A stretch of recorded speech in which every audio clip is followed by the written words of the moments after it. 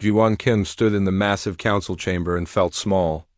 The room stretched upward for hundreds of meters, filled with floating platforms where alien representatives sat in their specialized environments. Some breathed methane. Others lived in water tanks. A few existed as clouds of gas held together by force fields. They all had one thing in common today.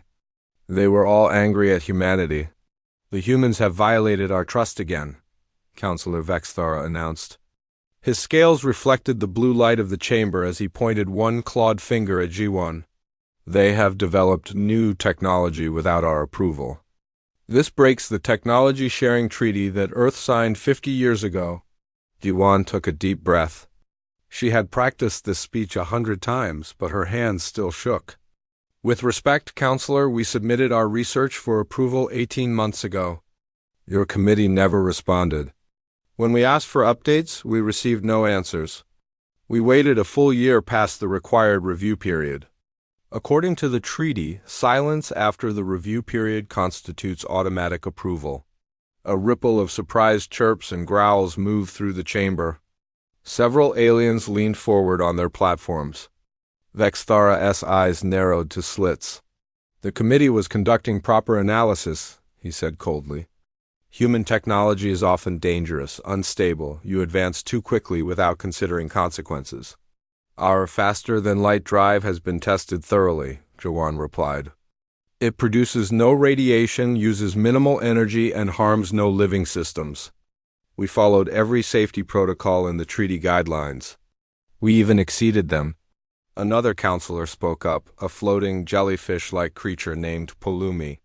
"The problem is not safety, Ambassador Kim. The problem is independence. For 200,000 years, this council has maintained peace through shared technology and mutual dependence. Every species relies on council-approved systems. This ensures cooperation. But humans always want to do things differently." Ji-won felt heat rising in her chest. "You mean it ensures control?"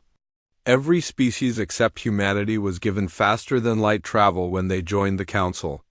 We had to earn it through 50 years of service.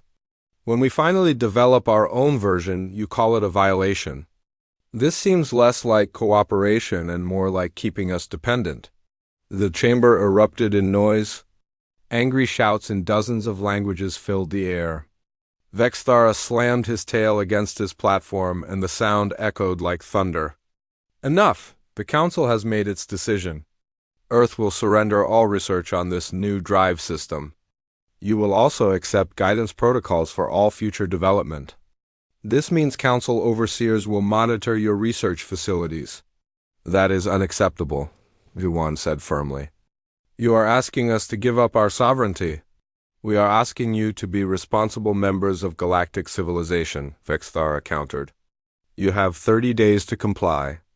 If you refuse, we will implement economic sanctions. All trade with Earth will stop. All humans in Council space will be expelled. You will be isolated." Ji-won's communicator buzzed urgently in her pocket. She glanced down and saw a priority message from Director Taeyang Nam, head of Earth's intelligence agency. Her blood went cold as she read it. The message was simple, but devastating. Earth's intelligence network had intercepted classified Council communications. For decades, the Council had been deliberately slowing human advancement. Research submissions disappeared into bureaucratic delays. Technology transfers were always incomplete. Trade deals favored other species. The Council feared humanity's rapid progress and cultural influence. They had been systematically holding Earth back. Ji-won looked up at the assembled aliens. 47 species, thousands of years of civilization, and they were afraid of humans who had only reached the stars 200 years ago. The realization hit her like a physical blow. "I need to consult with my government," Ji-won said quietly. "I request a recess of 15 days. "You have 30 days for your decision," Vexthara said dismissively. "Use them wisely. This council has been patient with humanity. That patience is ending." Back in her quarters on the station, Ji-won joined an emergency secure call with Earth's leadership. President Martinez appeared on screen along with Admiral Haijin Choi, Director Taeyang, and a dozen others. They all looked grim. We have confirmed the intelligence, Taiyang said. The Council has been sabotaging us for decades. They see human culture as too influential, our technology as too creative, our society as too adaptable. They want us weak and dependent. Admiral Haijin leaned forward. We have prepared for this possibility. For 5 years, we have been quietly stockpiling resources and developing independent supply chains. Our new faster-than-light drive is just one breakthrough. We have others the Council does not know about. Dr. Subin Lee's team has been very busy. Are you suggesting what I think you are suggesting? Jiwon asked carefully. President Martinez nodded slowly. We are going to withdraw from the Galactic Council completely. We will sever all ties. Jiwon felt dizzy. Mr. President, that is unprecedented. No species has ever left the Council. The economic impact alone could be catastrophic. We could face military action. Or we could be free, the President said. Free to advance at our own pace. Free to make our own decisions. Free to stand on our own feet instead of crawling for scraps from species who fear us. The question is not whether we can survive outside the Council. The question is whether we can survive inside it while they strangle our potential. Admiral Haijin spoke again. Ambassador Kim, we need you to deliver a message. Not in 30 days tomorrow, we are not going to negotiate. We are not going to surrender our research. We are leaving. And we want the entire galaxy to see us walk away with our heads held high. Guzwan thought about all the work humanity had done to earn a place in galactic civilization. All the compromises. All the patience. All the hope that one day they would be treated as equals. That day had never come. It never would come. Not with this Council. What exactly do you want me to say? She asked. The President smiled grimly. Tell them that Earth is done asking for permission. Tell them we are going home. And tell them not to follow us. Jiwon looked at the faces on the screen. She saw determination. She saw anger. But most of all, she saw pride. Humanity had bent the knee long enough. I will deliver the message, she said. And I will make sure they never forget it. The Council chamber was even more crowded than usual. Word had spread that Earth's ambassador would make an important announcement. Aliens from all 47 member species filled every available space. Some floated in the upper galleries. Others watched through holographic projections. Everyone wanted to hear humanity surrender. Jiwon walked to the central platform alone. She wore a simple black suit with Earth's flag on her shoulder. No decorations. No elaborate robes like the other ambassadors wore. She carried only a single data tablet. Vexthara watched her with satisfaction. Ambassador Kim, have you brought Earth's compliance? I have brought Earth's answer, Jiwon replied. Her voice echoed through the chamber, amplified by the acoustics. For 50 years, humanity has been a member of this Council. We joined with hope and respect. We believed in cooperation between species. We followed your rules. We paid our dues. We waited patiently for equality that never came. Murmurs rippled through the audience. This did not sound like surrender. Yesterday, we learned the truth, Jiwon continued. Earth's intelligence services intercepted your classified communications.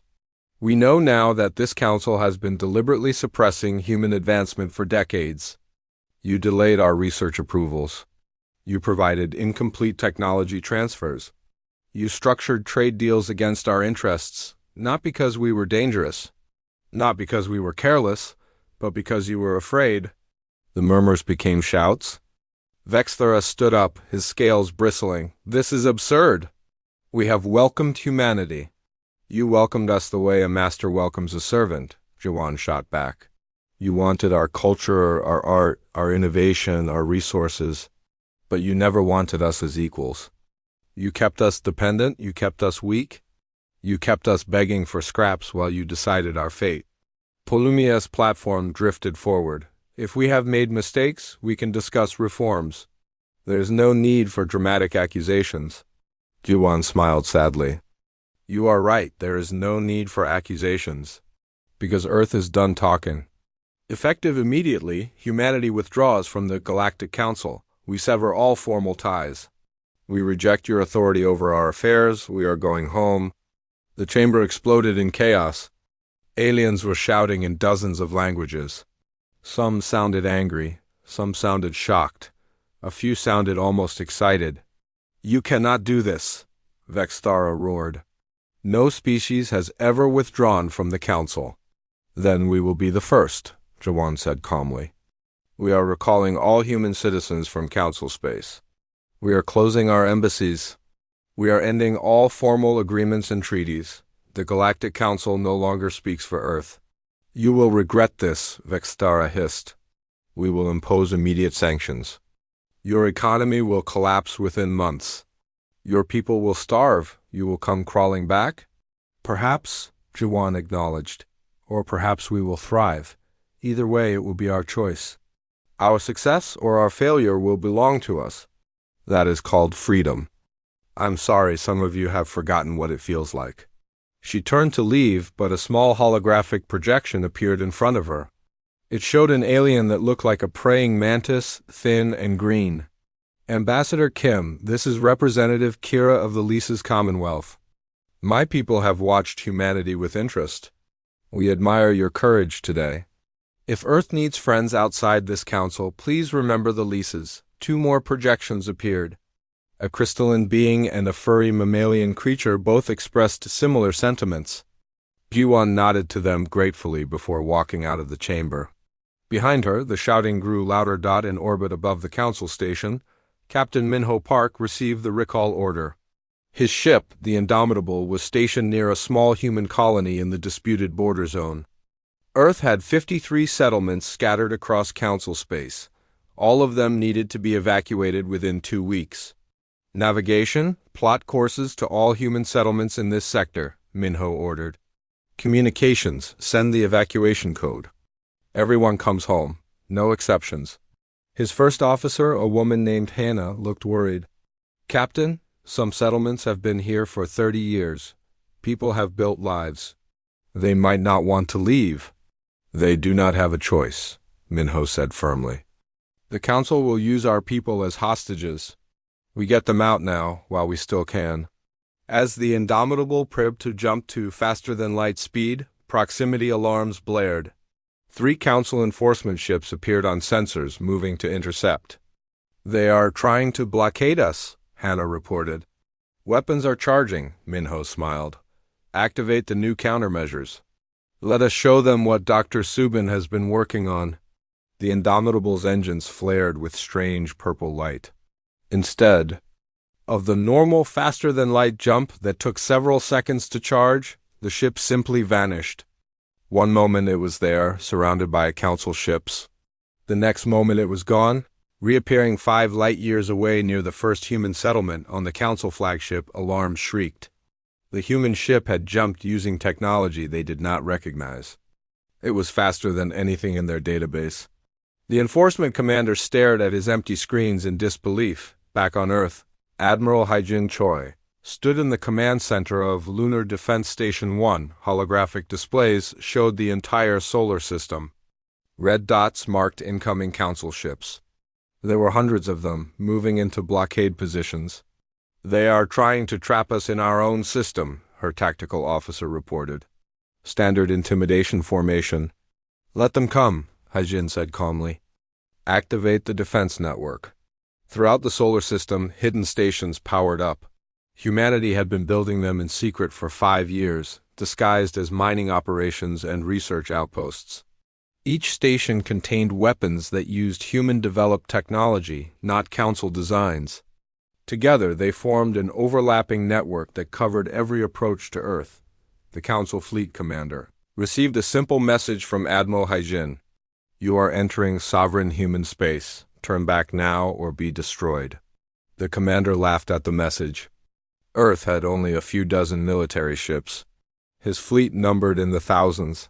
He ordered his ships forward. 30 seconds later, his flagship was surrounded by targeting locks. Hundreds of them. The defense stations had revealed themselves, and they had weapons pointed at every single council ship. The commander's tactical display lit up like a festival. He received a second message from Haijin. "I told you to turn back." This is your last warning, the commander looked at his screens.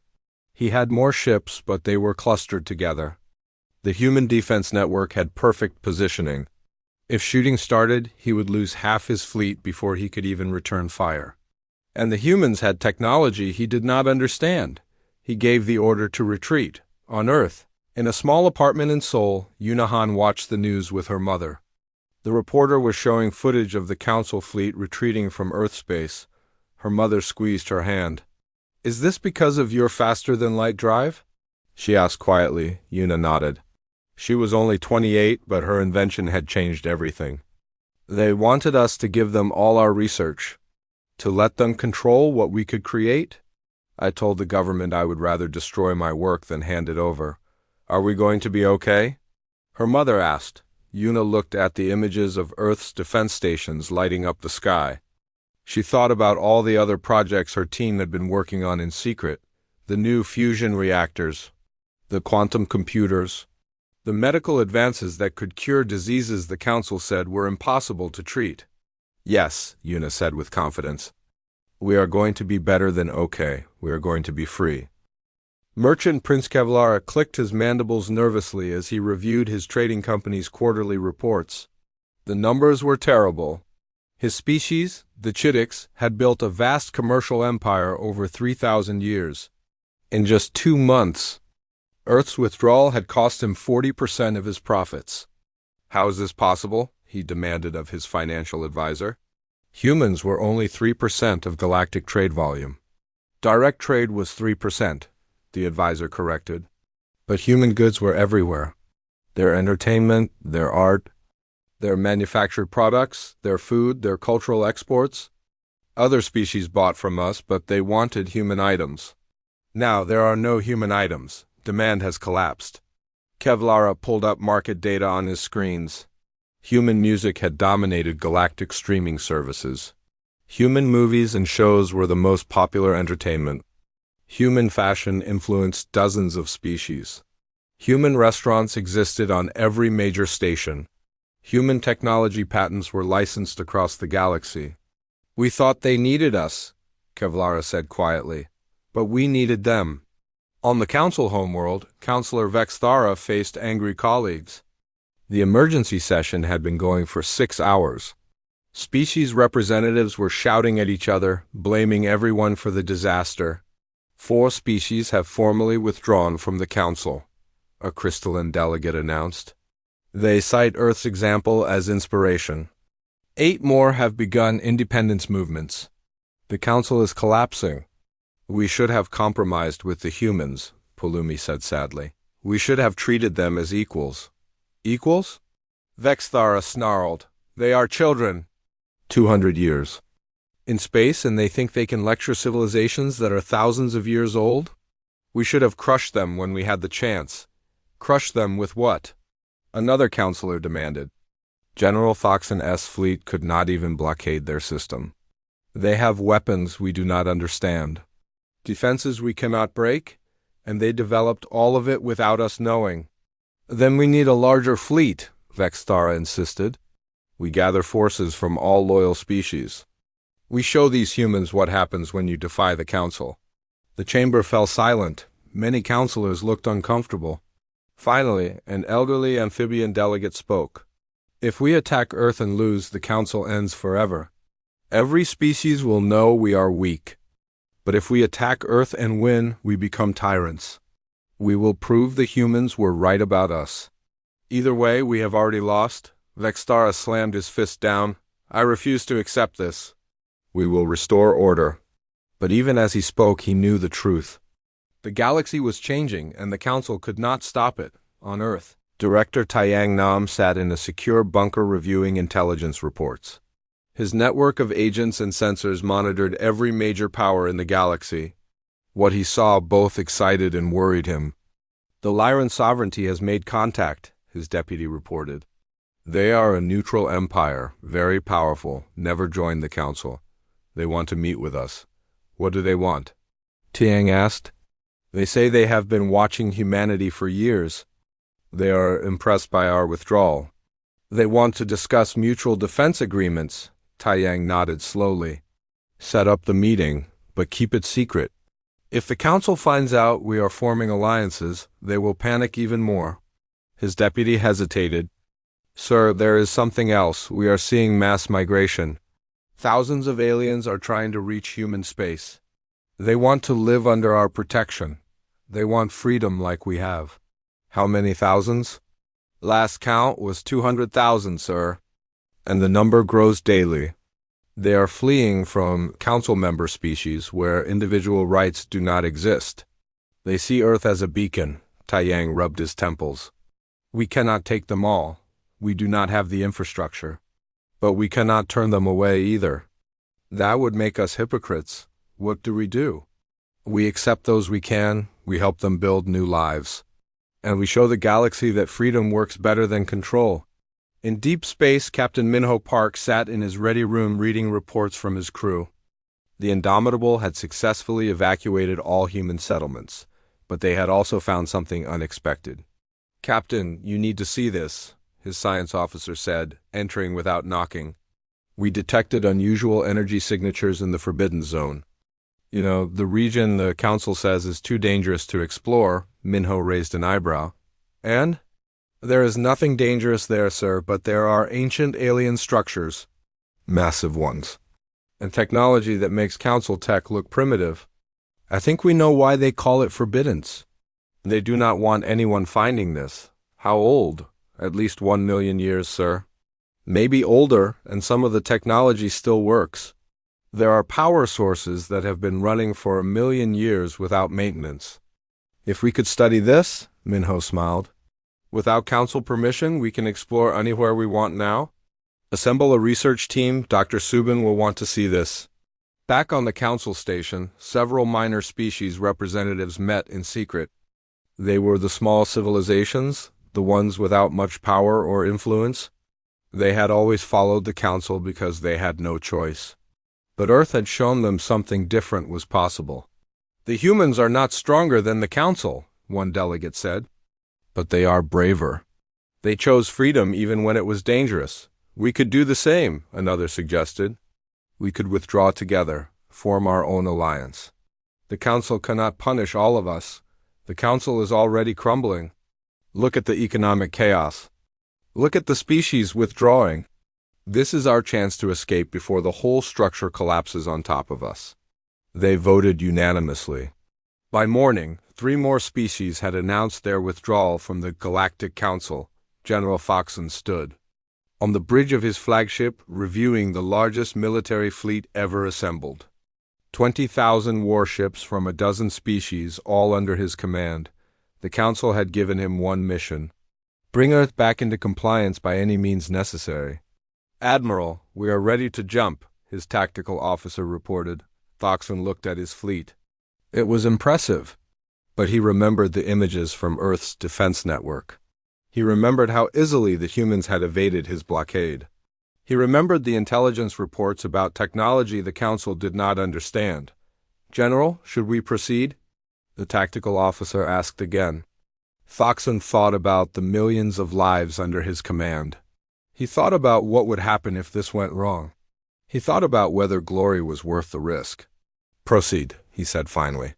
But keep weapons locked until I give direct orders. We tried diplomacy first. We only shoot if they shoot first. His officers looked surprised. General Foxon was famous for aggressive tactics, but even he knew this was different. The humans had changed the game, and creatures who changed games were dangerous opponents. On Earth, Admiral Haijin watched the massive fleet approach. Her defense network locked onto every ship. Her own fleet moved into position. She opened a channel to General Foxon. General, you have entered human space with a war fleet. Leave now or face destruction. Admiral Haijin, Foxon replied. I am ordered to force your compliance. But I am also a soldier who prefers not to waste lives. Perhaps we can talk before shooting starts. Haijin paused. She had not expected diplomacy. Talk about what? About what happens next, Foxon said. Because I think both of us know this is bigger than just Earth and the Council. The galaxy is changing. The old order is dying. Maybe it is time we discuss the new order. Haijin smiled slightly. Maybe it is, General. Maybe it is. Dr. Subin Lee stood in her laboratory, surrounded by technology that would have been impossible 6 months ago. Without council restrictions, Earth scientists had advanced faster than she had dreamed possible. The walls displayed holographic equations that rewrote fundamental physics.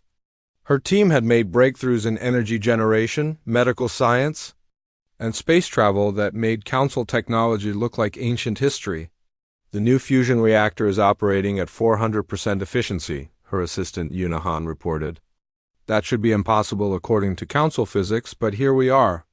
Subin smiled. Council physics were designed to limit what species could achieve.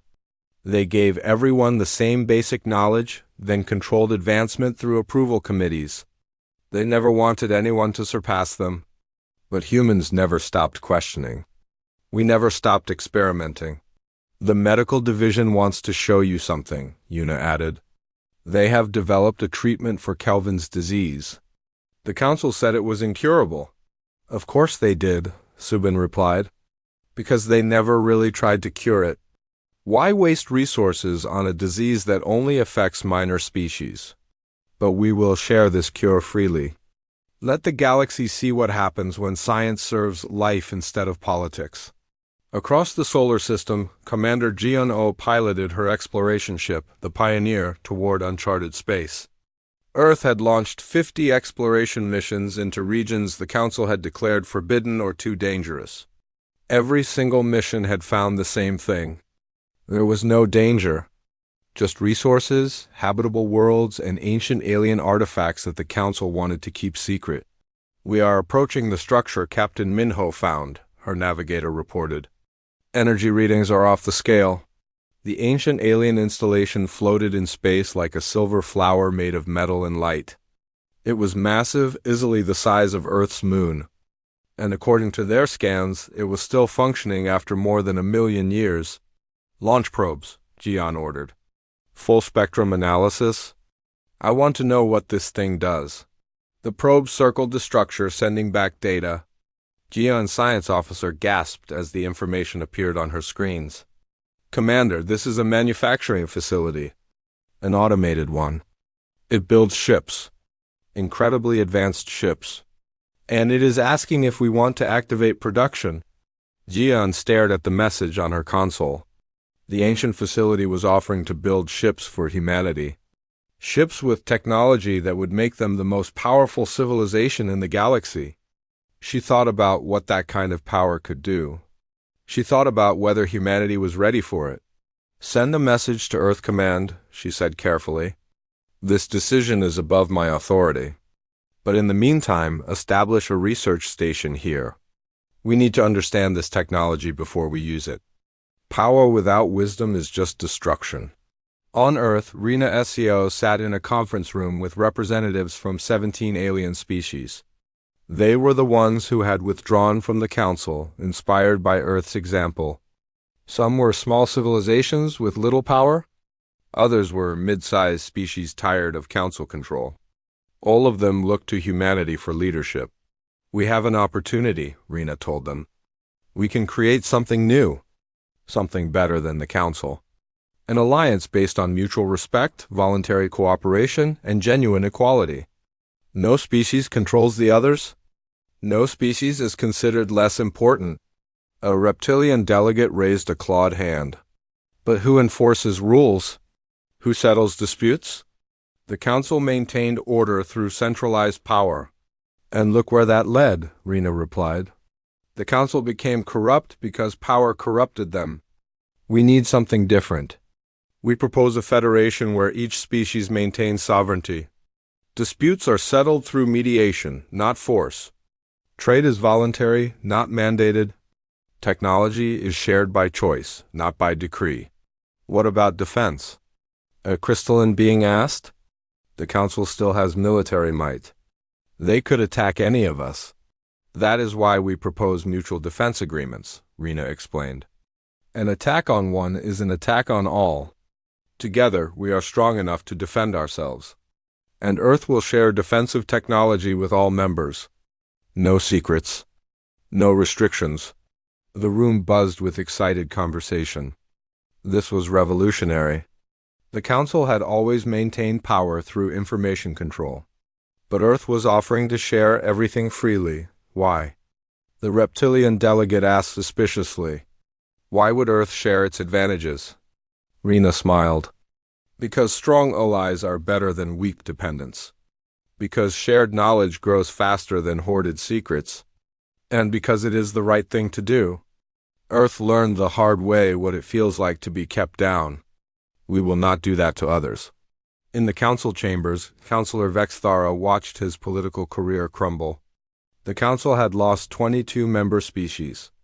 Economic chaos was spreading. Several councillors were facing criminal investigations for corruption, and the council military had returned from Earth without firing a shot, admitting they could not win. "This is your fault," a delegate shouted at him. "You pushed the humans too hard. You made them into enemies when they could have been partners." "I tried to maintain order," Vexthara snarled back. "I tried to preserve the system that has worked for 200,000 years. The system that kept everyone else down while pretending to be fair," another counselor said coldly. "Earth exposed us. They showed the galaxy what we really were, controllers, manipulators. We deserve everything that is happening." "We can still fix this," Vexthara insisted. "We can reform. We can invite the humans back and offer real equality this time." "Why would they come back?" Pulumi asked quietly. "They are thriving without us. Their technology advances daily. New species flock to join them. They are building the future while we cling to the past." Vexthara had no answer. He sank back into his seat, defeated, back on Earth. Professor Daeho Jung wrote his historical account of the severance in his university office. He had interviewed hundreds of people involved in the decision. He had reviewed classified documents. He had analyzed the economic and social impacts. His book would tell the complete story of how humanity broke free. "The Galactic Council made a fundamental mistake," he wrote. "They assumed humanity needed them more than they needed humanity.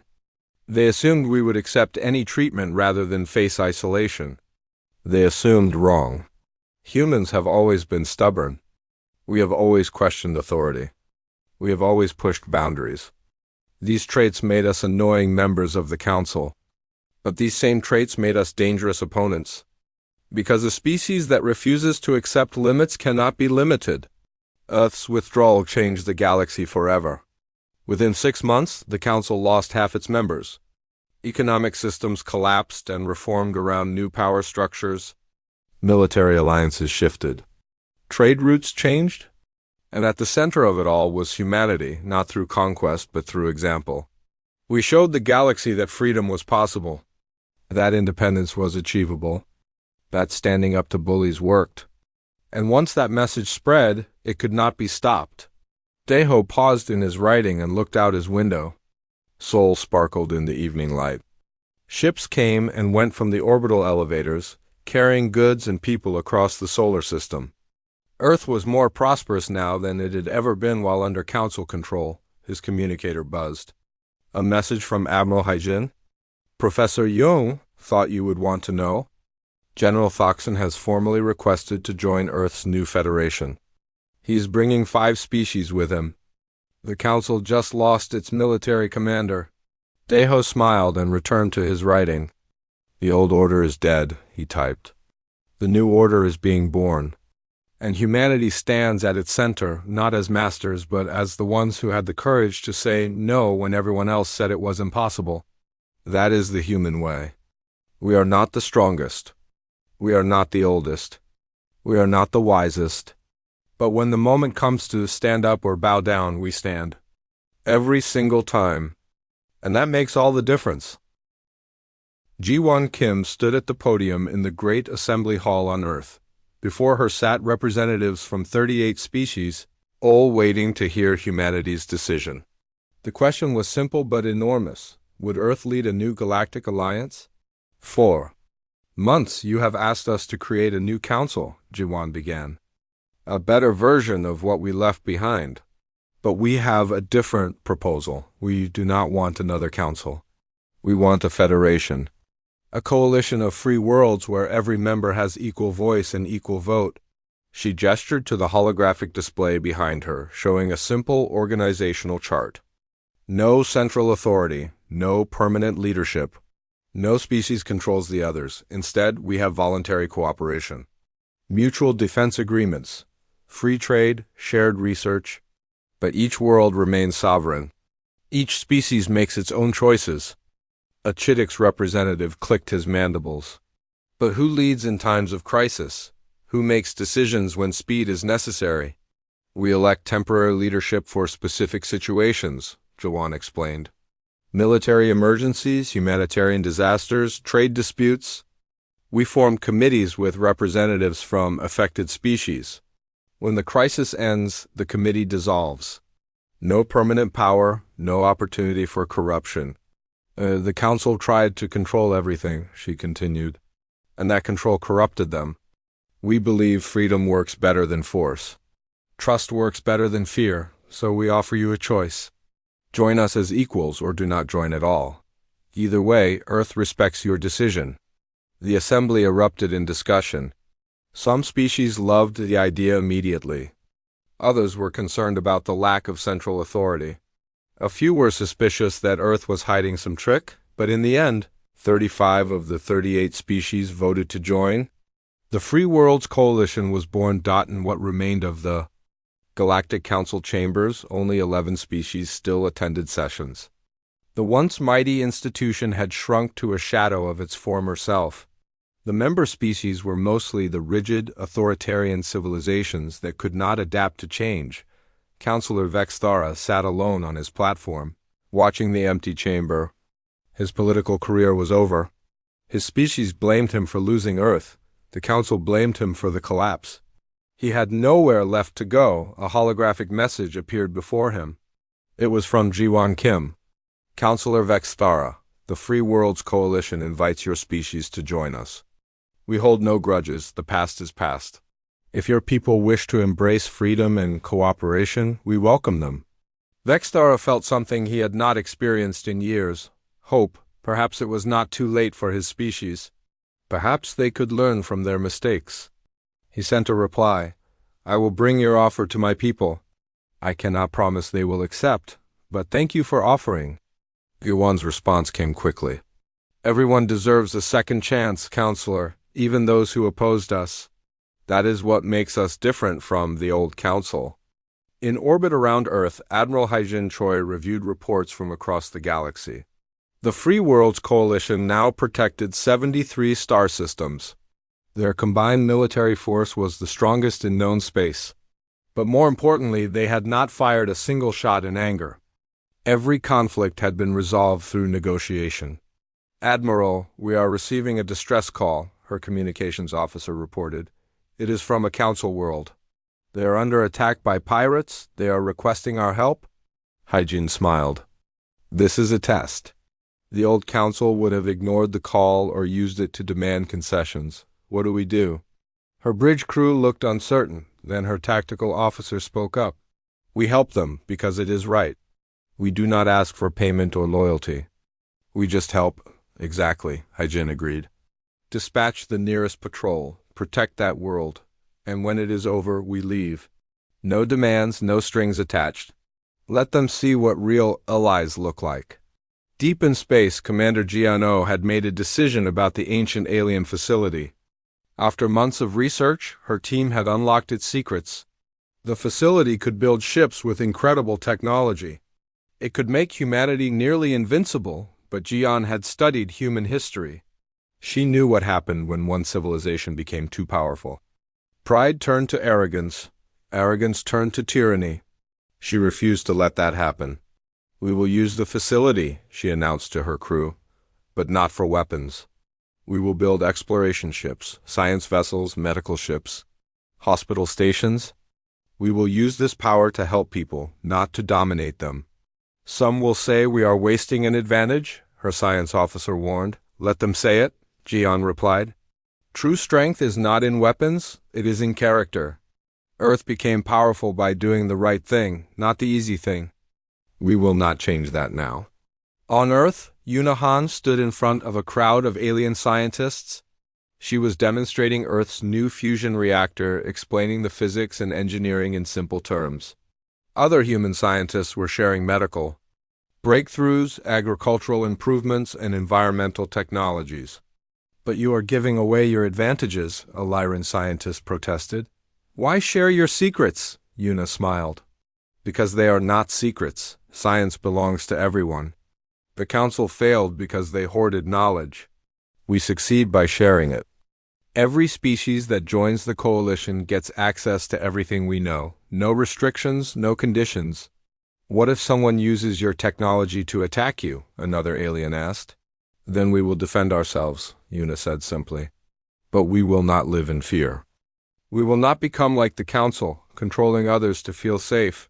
We trust that most species want peace. And for those who do not, we have Admiral Haijin. The assembled scientists laughed. Earth's defensive capabilities were legendary now. But it was true that humanity preferred to share knowledge rather than weapons. Professor Daeho Jung published his book, The Severance: How Humanity Changed the Galaxy. It became an immediate bestseller across dozens of species. Aliens read it to understand how a young species had accomplished what no one thought possible. But the final chapter was what everyone talked about.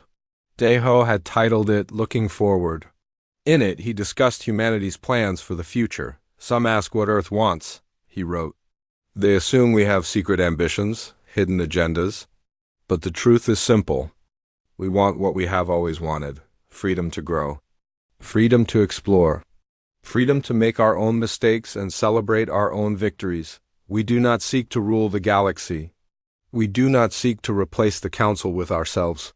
We simply refuse to bow. And we invite others to stand with us. 20 years from now, the Free Worlds Coalition will be a memory. Because we will not need it anymore. Species will cooperate naturally without requiring formal structures.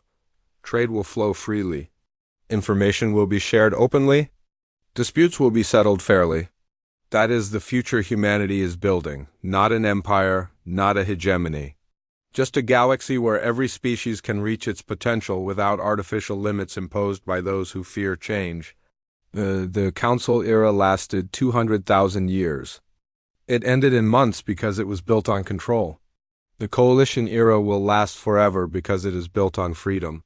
And freedom, once experienced, can never be forgotten. 20 years later, Jiwon Kim sat in a garden in Seoul with her granddaughter. The little girl asked questions about the old days, about the Council, about the moment Earth walked away. Were you scared, grandmother? The child asked. Terrified, Jiwon admitted. We were risking everything. We could have failed. Earth could have fallen. But we had to try. Because living on our knees was not living at all. But it worked out, the girl said happily. Yes, it did. Because we were not alone. Millions of humans supported the decision. Thousands of aliens joined our cause. And we had something the Council never had. What was that? We had each other, Jiwon said, hugging her granddaughter, not as masters and servants. Not as controllers and controlled, but as equals, as friends. As a family choosing to work together because we wanted to, not because we had to.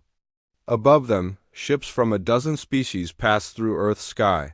They carried students attending Earth universities, traders bringing exotic goods, tourists wanting to see the world that changed everything, scientists collaborating on projects that benefited everyone.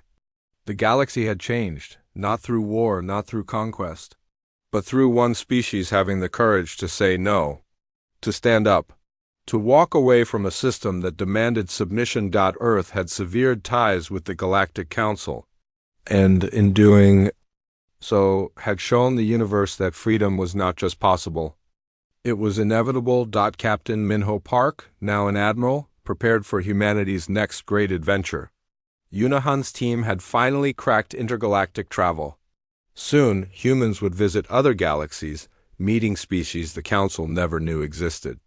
Ready to see what else they told us was impossible? Minho asked his crew. They cheered in response because they were human.